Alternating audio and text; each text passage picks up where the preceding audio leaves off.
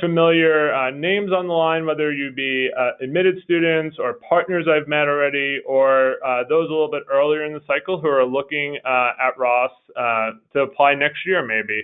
But welcome to all of you. It's really nice to have you guys.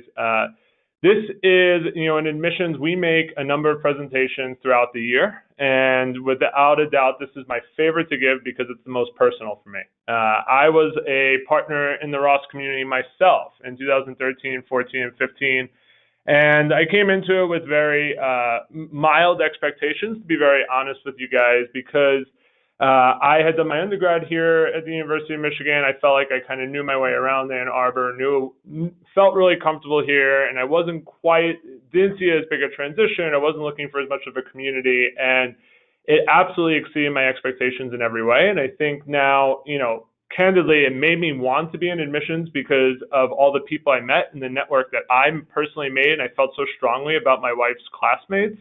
But it's also, in this job now made me think about, the partner community here at Ross is something that I think really differentiates the school. So I'm excited to share that with all of you.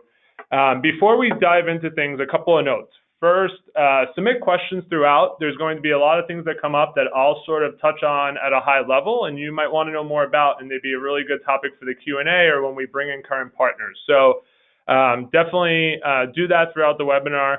And the other thing I'd say is for the partners listening, congratulations to you too. I remember what it was like. You're sort of the one-person support group for GMAT studying and all the stress that's involved in this process. And, this is very much a partnership. And so welcome to our community, and, take a minute to sort of congratulate yourself. You've survived the admissions process too.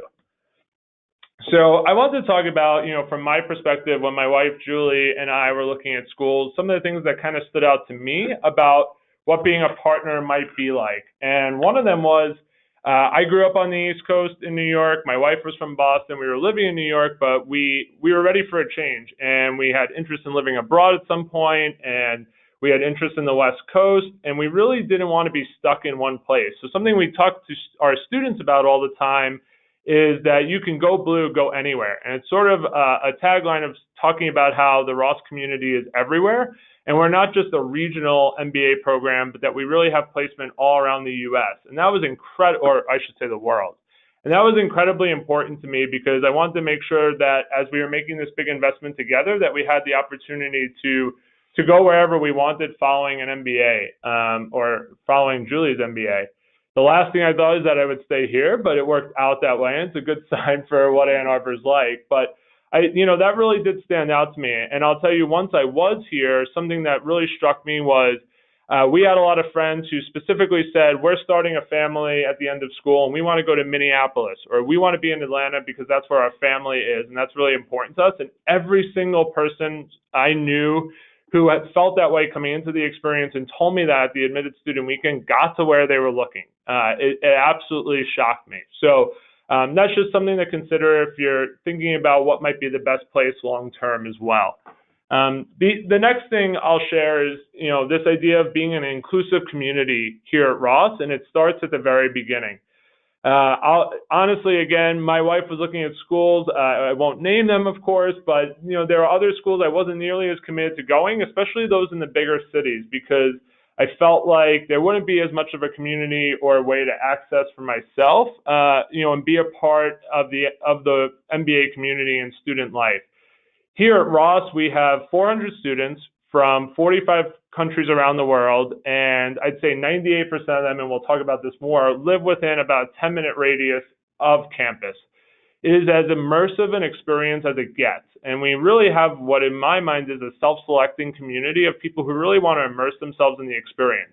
There are a lot of programs where you can get a great job or get a great education, but Ross is really about learning as much outside the classroom as it is inside the classroom. So I share this because that really extends to the partners. I think many other schools will have a partner community or have a few events throughout the year that partners are invited to, but it's a very distinct feeling here at Ross that your experience as a partner is intertwined with your students, and that starts at the beginning. You're sort of expected to come to things, not just invited, and that's not a bad thing. It's actually, in my mind, it was as great a jumping off point as there could be.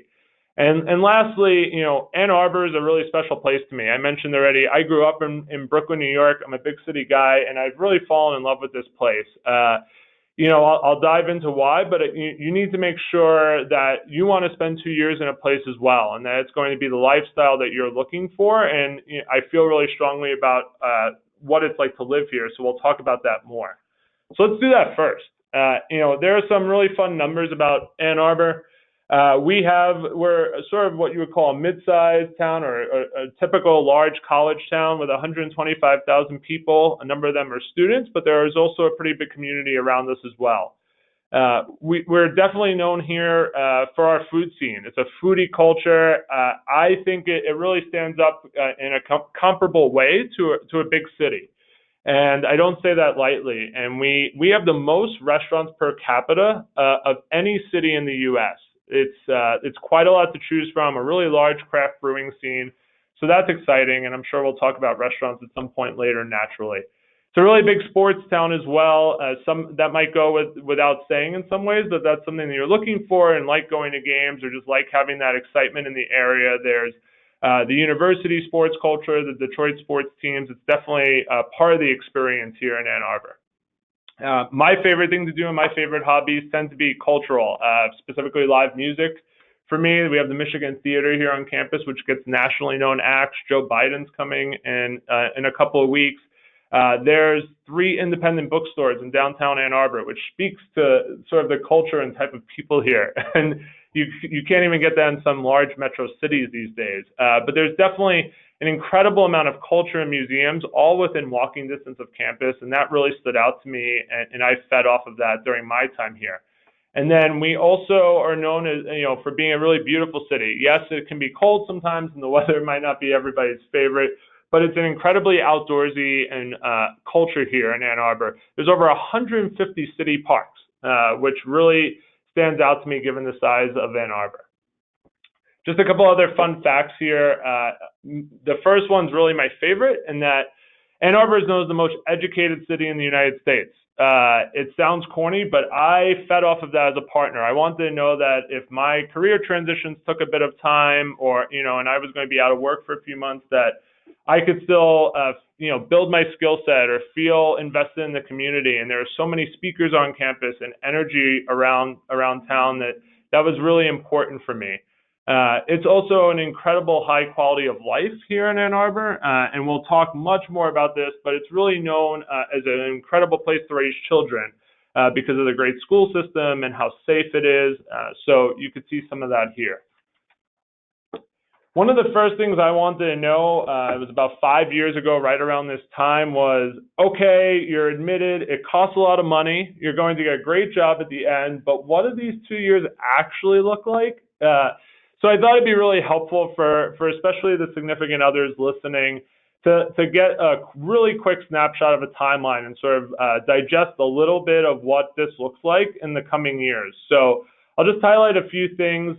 In April is our admitted student weekend. It's called Go Blue Rendezvous, or you might keep hearing GBR. I will tell you, 5 years ago, I was like, I know Ann Arbor pretty well. It's expensive. I'm going to be taking a lot of off days this summer. I really don't want to be bothered. And I kind of got dragged, admittedly. And it was an incredible weekend. I've been to 5 or so, I think it's 4 or 5 weddings from people I met on the shuttle bus to Ross for the very first time. And it's just an incredible introduction to the community. So I want to put that out there as a save the date. We'd love to have all of those admitted students and their significant others, and a lot of programming for significant others. And I think it's a really great introduction to the community. In August, there's orientation, and that also includes partner orientation, which is pretty helpful. The fall is really an intense time where the core classes that are sort of known as the most difficult, but also when your student's going to be doing a lot of networking. So it can be a stressful time. There's a long winter break, and then you come back in the winter right around this time of year. Pretty much every MBA I saw in the building today was in a suit, because it's, or at least for the first year students, because it's really intense interviewing time. And then there is spring break in early March, and then there are map projects. And I won't bore you with all those details, but it's a really important part of the Ross experience where your student spends 7 weeks consulting for a company and not going to class. And we'll talk about probably a little bit later in the Q&A about what that means in terms of travel or how that affects a significant other. And then, of course, they have an internship over the summer. So your student's going to be really busy, but you're going to be really busy as well. One of the things I love to point out here, and you'll hear a bit more about this later, is M-Trek. It is a trip to introduce,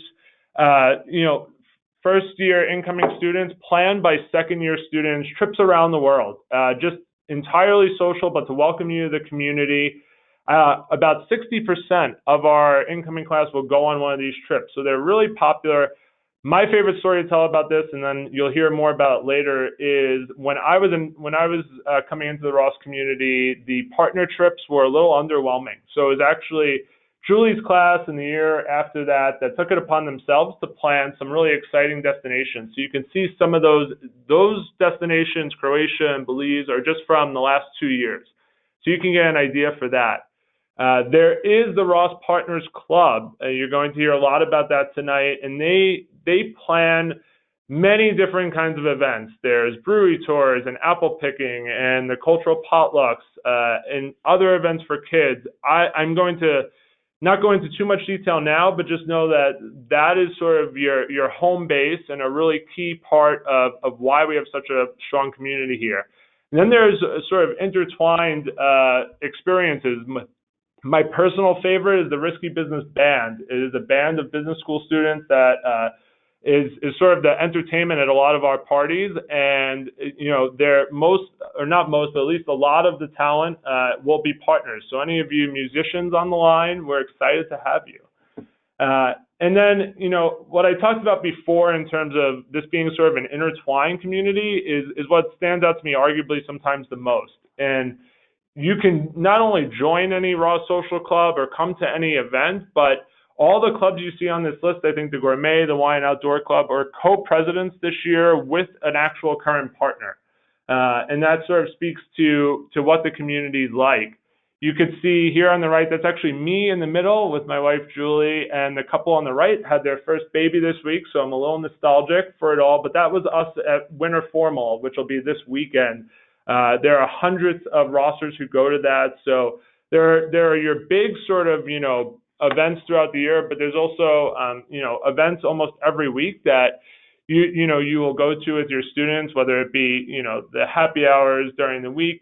You'll see many partners at those events. I always joke that at the holiday party for my wife's section 3 months into the experience, I think it was 80% or so of the section probably knew me by name. It was almost as if I was a student. And I think it's because of how active this community is.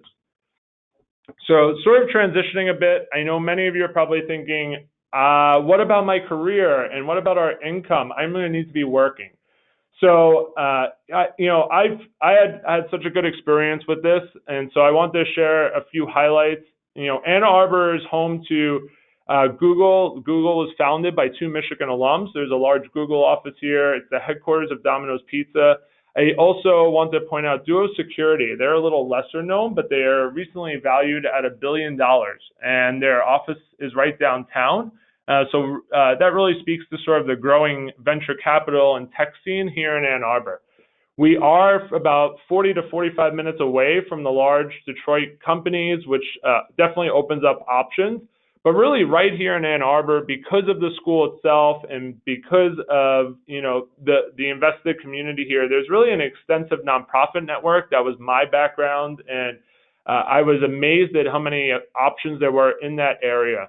There's also a really, really large work from home scene because of the number of international, people from around the world here who are maybe significant others of faculty or students. There's just definitely a work from home culture and a number of shared workspaces downtown and great coffee shops that I think a lot of partners take advantage of. And then lastly, and a bit of an obvious one, but the University of Michigan and the health system are the largest employer in town, and they employ over 30,000 individuals. So you might be thinking, well, I'm not a fundraiser, or, I don't have experience in student life. A number of these roles are open to those with transferable skills or don't require past experience. I'm not somebody who had a traditional higher ed background by any means, but also the university employs many in traditional IT roles or project management roles. It's really an extensive system, and that's been a really successful spot for many partners who are looking for work in Ann Arbor. In terms of career transitions, this is sort of just some things that really stood out to me from past partners that I've heard is think about any needs you might have for professional licenses, whether, specifically teachers and nurses. That comes up a lot, and sometimes that takes some time to be certified here in the state of Michigan. Sometimes it takes a while for working remotely or getting an office transfer. So definitely think a little bit about that. And then a really big one for me is take advantage of the Ross resources for networking. Our career services team, has helped partners in the past. The really big thing for me is when I visited the admitted student weekend, I was blown away by how many current students or current partners took my resume or introduced me to local people they had met or people within their network to help me find the role and result in a lot of incredibly helpful informational interviews that got me into the university system. And then, you're welcome to use Ross resources to launch a small business. Our Entrepreneurial Institute actually has helped past partners in the past couple of years work on their own business. And likewise, graduate programs, a big theme of the Partners Club this year that I absolutely love and feel strongly about is this idea of investing in yourself for these 2 years. You're not just along for the ride, but these 2 years are a really helpful time for you to also explore something new as a partner yourself. And for me personally, it was one of the best things that ever happened for my career. So thinking about whether those be graduate programs or a transition in your career. Really quickly about housing, because some of you are sort of at that timeline where you're thinking about housing. I just wanted to put out some highlights, and we can talk about this a bit more in the Q&A. But I wanted you to know you might be hearing from friends who went to the University of Michigan for undergrad or just reading online that the housing search here is incredibly aggressive. And it can be at times, but it's also, in my mind, that's really focused sort of on the undergraduate world. And I just wanted to show you this graph because I do think it's really compelling to see the vast majority, it's almost 85 or 90%, do not find housing until the spring or summer. So you are not behind the 8 ball and do not feel too much pressure by any means. You can see on the right side of the screen that Craigslist and Ross Students are some of the most helpful resources. That sort of rings true from my experience. When Julie and I were looking, we actually had really good success on Craigslist. What I did want to point out is when I send out the recording of this webinar and a follow-up note, I will link to an interactive housing map that's sort of curated by our students and all user-generated, where people are uploading where they're living, what their rent is, and how they see it in terms of value, safety, overall location, noise scores. When we were doing that virtually, it was incredibly helpful for us to get a sense of where people are living, what should we be looking for. So I just wanted to point that out now as a really good place to start. As you can see here, apartments sort of rule the day, but there are many Ross students who rent houses or townhouses or condos. We do have a couple of students every year who choose to buy, which, given the Ann Arbor housing market of late, has proven to often be a really actually good decision for many reasons and a great investment. So I just wanted to point that out. As you can see, there's a good amount of pet-friendly housing in Ann Arbor as well, and a good amount of those who found housing, if they had a child as well. We could talk more about that in a bit. In terms of what expenses might be, this really depends on where you're coming from around the world. It can vary quite a bit, and we all have a different relative sense of housing costs. I will say, the median housing costs are probably somewhere in the $1,200 to $1,300 range, but there's everywhere in the range of probably $900 to $2,500, and there's a number of different options. So speaking of those, just wanted to quickly show, some ways to look at the housing matrix of sorts.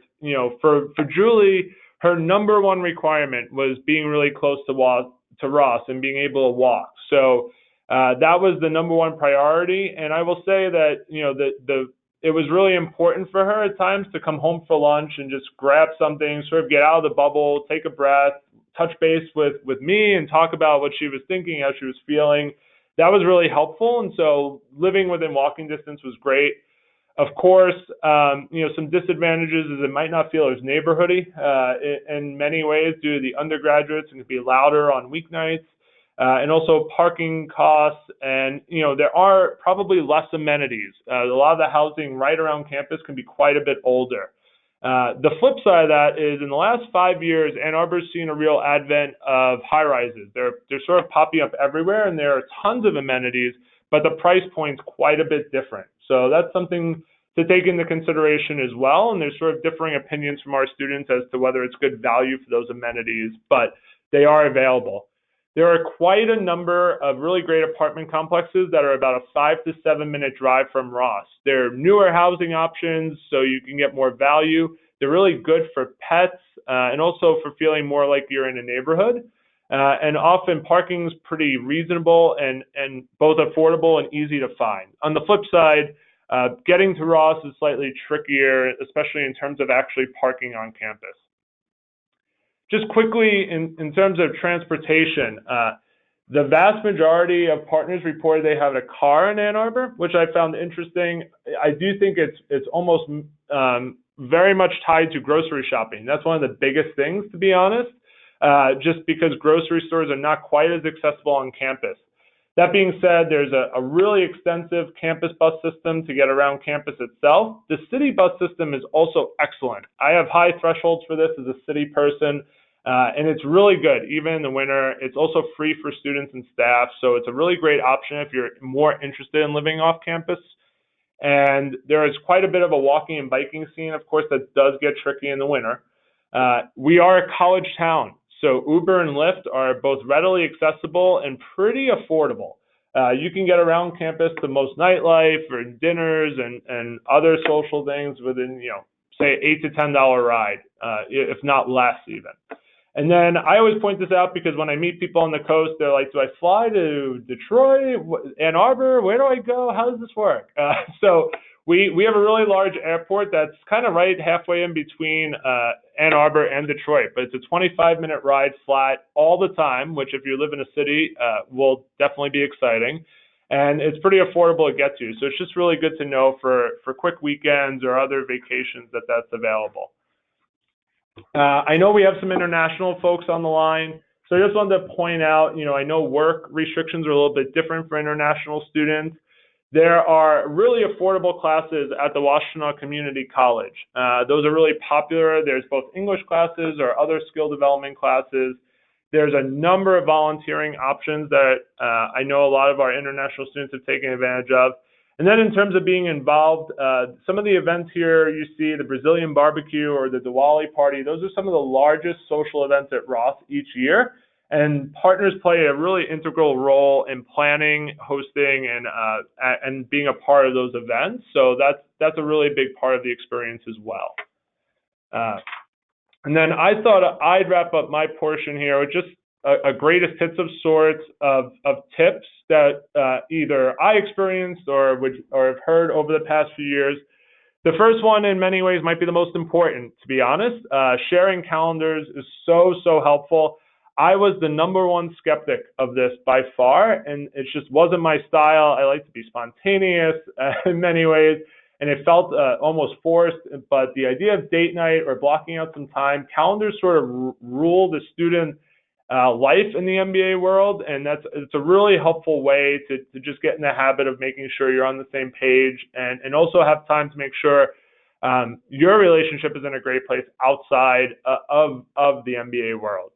Also communicating with your student. And, this is so helpful in terms of being proactive, but, you will be more connected to the community and feel much more a part of what's going on if you're asking, about recruiting, about interviews, what classes are like. That is a big part of it as well. And then being involved early on. So, we talked a little bit about MTRAC in the GBR event in April. It sort of has like an exponential effect where you meet a couple of people and they're like, did you meet this person? They're from the same city and have the same background. And, there's obviously many opportunities to connect with people, but those weekends are sort of such a great jumping off point to get connected right from the beginning. And then also, don't compare. Every student is going to be on a different path. That's part of the why this experience is so great. But there are a number of different industries to recruit in, a number of different classes you can take. Some people really want to go for a semester abroad and will bring their partner. Others, have no interest in doing that. There's so many examples along those lines, but it almost will feel isolating or like something's wrong if you're constantly wondering why your experience is different. So keep that in mind. And then lastly, this isn't on the slide, but I was just thinking about this today, talking to my wife who's really stressed out right now, and we were reminiscing about how much fun this was. But this is truly a transformative experience where you're around hundreds of incredibly talented, worldly people who are all sort of in the same life stage and looking to have the same transformative experience. And you're just immersed in that, and there's no better time. So really, I know it can be scary right now. It was terrifying to sort of transition, quit your job, and move halfway across the country or world. I understand that, but I do hope you're really excited, whether it's here at Ross or somewhere else. It's going to be an incredible experience. So keep that in mind. With that, I'm going to turn it over to the most important people here tonight because they're living it right now. So I want you to hear from them. It's a good time to start submitting questions as well, because that'll be coming up next. But I want to ask our three panelists tonight to introduce themselves and share a little bit more about their backgrounds so that you have a good sense of what their experiences have been like, and it might trigger some questions. So Maggie, do you want to start us off? Sure. Hi, everyone. My name is Maggie Hauser. I moved from Cincinnati, Ohio, but I have to tell you I'm not a Buckeye fan. I had to be very explicit about that when we moved here.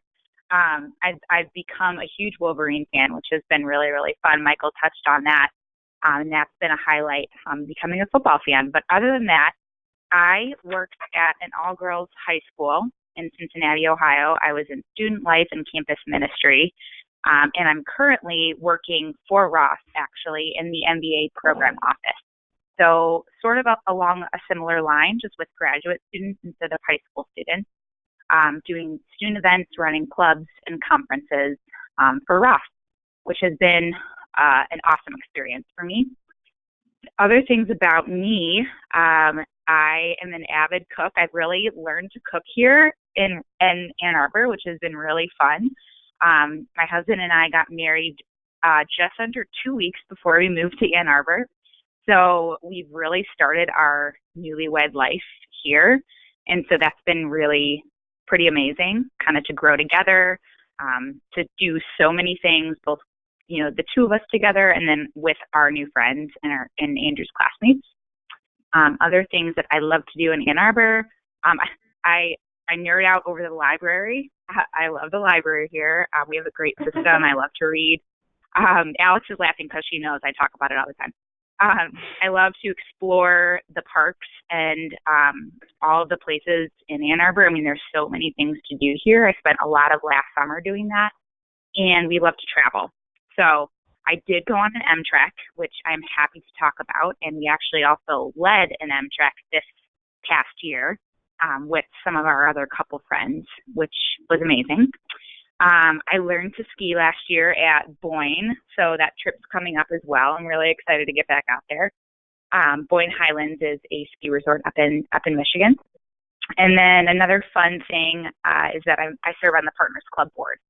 So that's been a great way to be really involved as a partner, get to know a lot of partners and a lot of students outside of my work at Ross.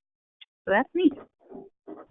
Awesome. Thanks, Maggie. I didn't know you were a library geek. That's awesome. Oh, my God, yeah. It's a hidden fact, but now you know. Yeah, that's awesome. There's a lot of, the university libraries are pretty awesome and incredible. The law library reading room is one of my favorite spots on campus, but also the Ann Arbor City Library has amazing events with, like, my wife went there. There's a national comedian who's there. There's all these talks every month. It's pretty impressive.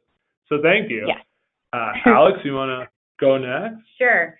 Hi, everybody. I'm Alexandria. I actually moved from West Michigan, Grand Rapids is the bigger city, but it's about an hour and 15 minutes, so I'm really lucky because I'm kind of close to home still. But being in Ann Arbor has been a wonderful experience. Before moving to Ann Arbor, I worked in insurance, but I am fortunate enough to stay at home now with my two beautiful girls. Favorite things about Ann Arbor is all the kid communities they have to offer. So many libraries. The Hands-On Museum is one of our favorite places to go. So many parks, like Michael touched on. There's just so much hidden things about Ann Arbor that you can do with your family. It's not just a college town, it is a family town as well. I love all the restaurants. Blue Tractor Barbecue is my favorite by far. They have a great craft beers, but really good food as well. Let me see. I'm all about kids, so if you have any questions at all, please email me if you don't touch on anything today. Yeah, we had a sneaky photo in the presentation of Halloween. What was Halloween like at Ross? Halloween is awesome because the students and other clubs pass out candy to the little kids, and like this is the highlight of their day. Is just walking around and seeing all the little kids dressed up, and I actually made my husband dress up as Cat in a Hat this year, so that was great. They were in the lower left, if you remember the picture. And it's so much fun to see these kids because they get to come to school where, their mom or dad goes to school, and, it's just a huge world to them, but really it's a great community. Awesome. Well, Gail, do you want to talk a little bit about what you were doing before? Sure. Hi, everybody. I'm Gail. Unlike Maggie and Alex, I'm a first-year partner. So I moved recently in July from London, England. My accent might give it away, but I'm definitely American. My husband is an international student, so we face some of the international student barriers, but not necessarily all of them because I do have the right to work here. But still happy to answer any questions about moving from abroad. I lived there for 5 years, so it was a bit more of a culture shock coming back to the U.S. Originally from suburbs of Chicago, though, so I'm used to the Ann Arbor winters already. Before moving here, I worked in higher education. So I know Michael mentioned earlier, you don't necessarily need to work in higher education to work at the university. I just wanted to do something in my field, and I was fortunate enough to find a role at Ross. So I'm currently working in the admissions department, doing some event planning and other odds and ends. And I'm really enjoying it so far, and it's also allowing me to see a different side of the student experience. So my husband likes to say that I know more about what's going on in the program than he does sometimes, but it is a good experience so far. Sorry. No, go ahead. And around Ann Arbor, I really enjoy running, so I've enjoyed, even in the snow, but in the summer running along there's a border-to-border trail that goes from actually all the way up to Canada. But I've enjoyed just running around Ann Arbor, and moving from London, I was a bit worried about the food scene in Ann Arbor. But I've been pleasantly surprised, and I've enjoyed Frita Batidos, which is more of like Cuban burgers, I would say, Savas, and also Islita, which I know Maggie put down. I think it's Manny, but they're kind of sister restaurants. Oh, yeah. I've really enjoyed getting involved in the Partners Club. I would highly recommend it. It's definitely worth the money. I think we earned our keep after 3 events or something earlier this year. But outside of that, I was surprised at how easy it was to get involved in other activities at Ross or within the university. So just last week, I volunteered for the Leadership Crisis Challenge, which is an activity where about 180 graduate students spend a night at Ross, basically. It starts about 5 o'clock, lasts until 10, until the building closes, and then they keep working. But I was able to be part of their support room, or war room as they called it, with other MBA 2 students, weekend MBAs, other partners, and we were able to kind of role play and send messages to students while they're acting as a C-suite and trying to solve a crisis as it comes along. We got to do a press ambush, we got to send lots of emails, tweets. It was a very fun experience. I'm definitely looking forward to doing it again next year. I think the winning team won $3,000, so it's a good experience for both the students and something to get involved in as a partner. I also get to step into some conferences, and I enjoyed going to Ross Diaries, which is run by our Design Plus Business Club, and that is where something called Story Lab, where all of the students can apply, and then they go to a retreat, and then they basically get up on stage in Robertson, 5 or 6 students, and they tell you really heart-wrenching stories about their lives, and they really open up themselves And it was just a really great experience for anyone in the community to attend. Well, I really appreciate all you guys sharing. That reminds, like, I have really good memories myself of getting to participate in a lot of student events as well. I didn't think they were going to be particularly accessible in terms of classroom events, and I remember, whether it be faculty talks or guest speakers on campus or the different conferences being hosted, it was really easy to take part in that, and that was something I really appreciated. We do have, a few questions that were submitted in advance. There's one I'll hit myself really quickly in terms of the number of partners. It's always a little bit tricky to put an exact number on it, only because some people in the admissions process do not know exactly where they stand in their relationship status, or are kind of sneaky about it, and that's okay. I understand, but there's, I feel like it typically underestimates how many partners are actually in the community. We estimate it's about 30% of Ross students each year will have a partner. It's probably a little bit less, about maybe 25% or so, who will actually relocate to Ann Arbor, but that should give you a sense that's actually a fairly high number. From my experience, looking at other schools or talking to people within our network who've attended other schools, I do think there's sort of a self-selecting community on this front as well, in terms of the experience that it feels like the right program, especially if you're relocating with a significant other. So one question that came up, and I think, Maggie might have sparked this with the library comment, but it also often comes up with football games.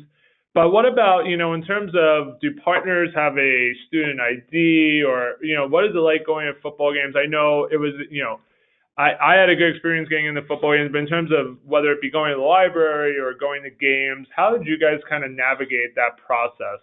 And has it been difficult, or? Well, with me having 2 kids, I don't get out much, but when we do, we went to a couple football games this year, and you actually can pay to have a student ticket verified. So you don't have to worry about having an ID. It does cost you a little bit more, but you have that, like, you're secure to get in the game where you don't have to run around and try to find an ID that looks like you. So we did that for a couple of big games. And there's also other activities outside of football that you don't have to pay a lot of money to go see. Our men's basketball team is really great this year. Went to a game the other night. Women's basketball game, I think we actually didn't know that staff could get in and students could get in for free, and we bought tickets for like $3 each. So there's plenty of other opportunities as well. In the library, it's free. Yeah. Mm-hmm. Yeah. Maggie, do you want to add anything? Just related to football, the games are amazing. To go into the stadium, I think, is definitely worth the validation, like Alex said, of the ticket, at least once or twice while you're here. But there is a tailgate that happens before the game that is honestly sometimes just as much fun as the game itself. A lot of the business school students and a lot of partners go to that. And that's something that you pay, a pretty small fee to get into. There's a DJ. It's called The Bus. So that's a really fun way to socialize on a Saturday before the game. And honestly, you see everybody there, and usually you can't really see people at the game. So that's something that I enjoy doing. And sometimes I wouldn't even go to the game. I'd come back and watch it on TV if it was snowing. Awesome. I totally agree with that one. And in terms of the campus itself, I would just tell you, and this is even from my undergrad experience, I guess it's the ethos of the University of Michigan being a public school, but it is an accessible place. It's not there's nobody IDing you to get into the libraries or to use certain campus resources. And I just feel like it's really easy to be a part of campus and be a part of, and be in campus buildings and around that. So don't be too concerned about that. What about the first few weeks or months? I know that was a question that came in earlier. Like, it's a really big transition. It's also arguably, time and time again, students will say the first group of classes is the most difficult. So their stress levels at an all-time high. What were some tips you had for, working on that, and maybe navigating that time, or help make your transition easier? The first, here at Ross, they have quarters. So, you don't really have a semester, they break it down. So it's like I would say the first quarter was pretty tough because, these classes are so, time consuming, and your partner is going to be meeting all these classmates that they're spending 18 months with, so they want to network, and there's certain things that they have to do, and really it's just, you really got to have an open mind and open communication with your partner, for them to come home. My husband would come home, he'd make sure he'd come home at least once a day if he knew he was going to be at school all night, to see the girls and me, and just kind of take a break from all of it. And you really just got to have open communication and make this experience your own too. It's not just about your partner, it's about you too. I would agree with that. I think it's really key. I know Michael mentioned earlier to get involved early. I didn't go to the GBR living abroad. I didn't go on an MTrek, but I'm really, really glad that I made a core group of friends pretty early. We get together once a week, and we've done that since August. Surprisingly, still keeps going. And they've been really good support network. I'd say be prepared for them not only to be busy, your students to be busy during class, but also recruitment pretty much starts right out the gate. And so while they might say, oh, I'm going to this pizza house for drinks, it's not really a fun social event. It is part of the deal. They need to network. They need to make those connections in order to get those interviews in January, February time. So just be ready for that and make some connections early. Thanks, guys. Let's circle back to the housing search. I touched on it briefly. I will admit my experience was now 4 or 5 years ago, and we lived in the same place for 2 years, so we didn't look again. And frankly, the Ann Arbor housing scene changes pretty rapidly every 18 to 24 months, it seems. So just how did you guys approach that? Do you guys have any tips for, people, especially from a long distance, or things that you prioritize? I bring this up again. I think it's worth talking about because there's so many options. That's a good thing. You're not limited, but it can feel kind of daunting, especially virtually, how to approach it. So just want to make sure we added any tips from you guys. Maggie, do you want to touch on that one? Yeah. So I started with the housing guide, which, Michael, you kind of mentioned. There's a housing map, just to kind of get the lay of the land, since I had never been to Ann Arbor until I visited for the Go Blue Rendezvous weekend. So I really didn't know kind of what the neighborhood would feel like. So I started with the housing guide, and I kind of got a sense of that. And then I went on Craigslist, and I looked at a lot. I mean, I was on Craigslist all the time through the winter and the spring, just to kind of see. And, things pop up at different times. So I think just having patience with what you're finding and knowing that things are going to come up that are new. But then after that, I met some partners just virtually from emailing, some questions I had asked actually after this webinar 2 years ago. And I got connected to some partners, and I just kind of asked them, to be honest and give me a little bit of raw feedback about where they lived, if they liked it. It was important for me to get perspective from people who were already living here, not just looking at pictures on Craigslist and trying to map it out on Google Maps. So I kind of pushed myself out of my comfort zone to ask those questions, and people were so willing to help, which was awesome. And then when we visited in April, we did a ton of visits. So we set up a bunch of appointments with landlords all over the place. And we knew we wanted to live close to campus, so that kind of narrowed our search as well. And so we talked a lot about, what are our priorities? Do we want 1 bedroom or 2 bedroom? Are we going to have a lot of guests coming? How far, is too far from campus, because we both wanted to be able to walk, things like that. So yeah, I would just encourage you guys to reach out and ask questions if you have them from the housing guide, specifically about certain places. We're always happy to help. I looked at the housing guide as well. With having a kid, we had 1 kid when we moved down. We have 2 now, but I looked at the housing guide because I didn't want to be so close to campus where I had undergrad people keeping me up all night. And we actually live in a complex which actually offers shuttles to the school. So my husband will take that, or he'll make me load up both girls and bring them to school. But there's 2 playgrounds. It's just, you really got to do your research when it comes to the housing market, and don't be surprised about the price, because it is kind of. Yeah, that's a great point. I mean, it's steep. Yeah, it is, for sure. The Midwesterners talking. How about from London? Oh, yeah, you're right. Better here. I would say I was not expecting to get such a large apartment for the cost. And I know that people often say that it's kind of similar to living in Chicago. I mean, Yeah. it's a college town. They have a monopoly on housing, so it is what it is. Yep. I think, Alex, we might actually live. Do you live in Woodbury? I live in Okay, Woodbury. so I live in Woodbury. So I was thinking, and they do provide shuttles. A thing that was important to me was also not living super close to undergrad, but not too far away. So moving from London, my colleagues always laugh at me. My husband and I actually, I walked home from work today. It's only about a mile. It's not that bad. There are public buses that go right outside our door, basically to Ross, as well as the shuttle. There's plenty of options. I think definitely think about noise, think about where you want to be, if you want to be closer to downtown for restaurants or bars, what your social life will look like. I mean, living further away doesn't inhibit that, but maybe we take a few more Ubers than other people. So just something to keep in mind. It's more family oriented where we live, I'd say. Like it's not, you don't feel like you can drive like 2 blocks and there's the college town. So, you know, you're close enough where you want to feel it, but you know, you have your own life too. And it's a good partners environment. I think it is. A lot of people that live, you can just walk outside your house one night and go watch a movie at someone else's house. Yeah, exactly. Yeah, and I would just add, sorry, did you have something else, Maggie? Oh, no, I was just going to say, I think totally agree about the undergrad with, you know, being in close proximity to the university. And we did have to work to find it, but there are pockets of grad students. So that's where we live on the Brown Street apartments. And it's all like, I live across the hall from a couple, an MBA couple, partner and student. And then next to us are public policy grad students. And across the hall are law students. So that was great because we are so close to campus, but we're not with the undergrad. So you can find that too, which is awesome.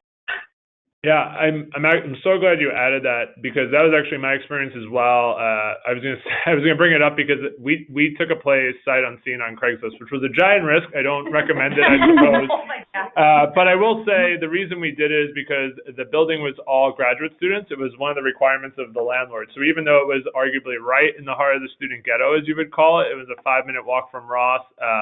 I knew there were other grad students there, and it ended up working out great. It was also really good value for the location. But I also bring that up because then Julie and I took it upon ourselves to just look at apartments for those who are living abroad or couldn't make GBR, and it's kind of like a Ross tradition of paying it forward. And there are a lot of people who got helped out in that process. So, you know, if you see something on Craigslist you're really excited about, you just really want to know more about it, there are people here who are willing to help, or maybe who lived in that building. So please don't be shy about reaching out. That's what this is all about. One thing I definitely want to touch on before we run out of time, first of all, a couple logistical things. I know I mentioned the partner orientation, and we got a question about that, and people were excited, which is awesome. We don't have dates quite yet for it. Generally speaking, orientation has traditionally been in early to mid-August, and then the 3rd and 4th week of August are kind of blocked off for MTREC travel or other personal travel if you don't join an MTREC. So August is busy, and you can kind of just circle all of August. I think our goal is to, at GBR, share a more detailed calendar. So look in early April for that really detailed calendar for sure. But I did want to talk about, I remember this specifically, once Julie and I decided that Ross was for us, I started thinking about MAP because I was like, that's really unique. What do you mean you're not going to be in class for 7 weeks?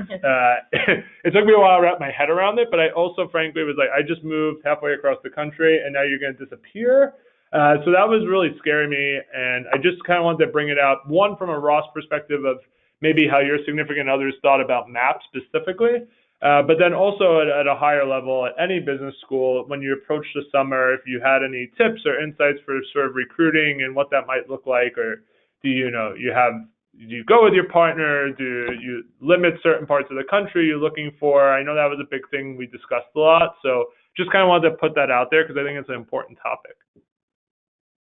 Well, my husband actually is sponsored, like I've mentioned before, so he didn't have to do a lot of recruiting. But for MAP, I was very pregnant during MAP, so he had to really look hard, you know, where he wanted to go, where it'd be more beneficial for him. And he actually had his MAP project in Ohio. So it was actually driving distance from our house, and his project only went down there probably 4 times. So he was able to work at home and help me around the house. when I was very pregnant, and he still had a great experience too, and he still actually talked to a couple of the employees from his MAP project. So, it's all about research and fitting what's best for your family. Yeah. Well, we're For currently us, projects right now. I think they find out next week, and then next week what their MAP projects are. For us, it's a bit different. I was kind of like, do whatever you want that you think will be beneficial to you. Maybe whether that's try a new industry that you're never going to do again that you maybe want to test out, or my partner's going through permanent residency, so he can't leave the country. So that helps me a little bit if we have to do domestic projects.